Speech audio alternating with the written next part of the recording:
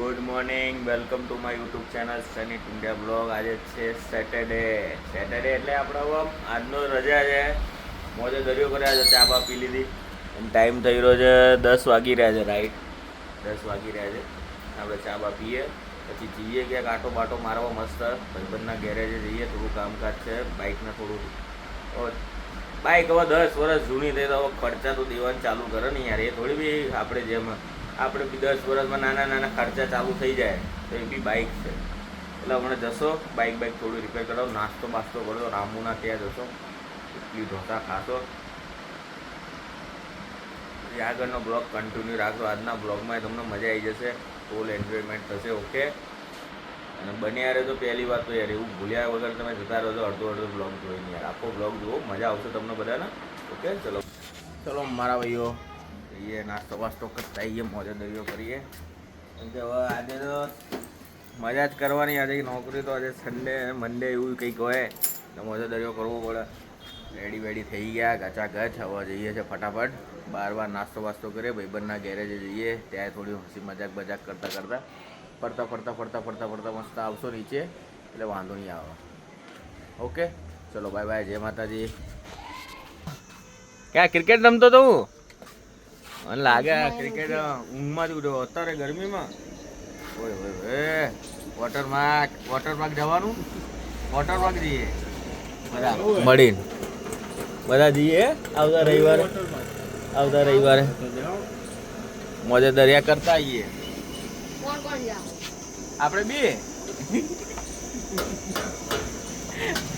ના આપણે કરશો 2-3 ભાઈબંધો કોકને સેટિંગ કરી. તું તારે મોટા ન હોય શું કરશો? તું આવતો શું એક દિવસ તો શંકુ વોટર પાર્ક તો જાઉં, બીજું કંઈ તો નજીક નહીં, બીજે કાંઈ નજીક નહીં. એટલે આપણે શંકુ વોટર પાર્ક જઈએ, મોજે દરિયો કરતા આવીએ. થોડું સેટિંગ વેટિંગ કરી. એમનો ફોન આવી રહ્યો જો S24 ગોલ્ડન પીસ છે ભાઈ, ગોલ્ડન પીસ. અને આપણા જોડે બી છે S24 પર્પલ પીસ. અને આ રહ્યા જો ભાઈબંધ આપણા. અને આ રહ્યો આપણો ગાઈસ. જો આપણે બધા ફરતા ભાઈબંધના પાસે જતા રહ્યા, રામનગર બી જતા રહ્યા, બધે જતા રહ્યા. કામ બામ પતાવીને મોજ દરિયો, બાઇક બી જોરદાર કરાવી દીધી. હવે આપણે જઈ રહ્યા છે મારા ભાઈ ઘરે. કેમ કે નાસ્તો ના કર્યો, કેમ કે ગયા વીકે તબિયત થોડી વધારે ખરાબ થઈ ગઈ બહારનું ખાવાથી, એટલે આપણે નાસ્તો નહીં કર્યો આજે. પણ કંઈ નહીં, ઘરે જઈને હવે કંઈક નાસ્તો વાસ્તો કરતો કે હવે ભૂખ લાગી જાય. જે દિવસે 2 દિવસે ઘરે હોઈએ એ દિવસે ભૂખ લાગે જ મારા ભાઈ. એને આજે ભૂખ લાગી છે મજબૂતથી, એટલે વાંધો નહીં. મોજે દરિયો કરતા જતો ના રોજો આપણો મોજે દરિયો. આ કાકા આગળ છે એટલે આપણે ધીમે થાકી રહ્યા, કોઈ ટેન્શન નહીં. જય માતાજી. આપણે જો મોજે દરિયો કરતા પહોંચી ગયા મારા ભાઈ ટાળી ગાવા. જો કાલા ઘોડાનો નાનો ભાઈ આવ્યો, નાનું ગુલ્લું. હેલો ગાઈસ, આપણે આવી ગયા મારા ભાઈ ઘરે. શું કહ્યું ભાઈ, કંઈ મળ્યું ને બધું ખાલી જાય. મમ્મી જો મસ્ત ના આરામ ફરમાઈ રહ્યા. હવે મન્નાને ત્યાં ઢોસાનું બુક કરાવીને આવ્યા. ઢોસો અડધો પોણો કલાક પછી કીધું ખીરું કે નહીં બનાવ્યું હજી તો કંઈ વાંધો નહીં. નહીં આવી ગયું તો પછી શાંતિથી બેઠા છીએ. હવે હવે શું કરીએ, આજના બ્લોગમાં તો કંઈ થયું નહીં. આજે આપણે ત્યાં આકાશનું બંધ છે, બધું બંધ છે, પાસે બંધ આવી ગયું. એ ક્યાંક ગયો હશે યાર. ઉજ્જૈન જાય તો ઉજ્જૈન થતો જ હોય છે વાર.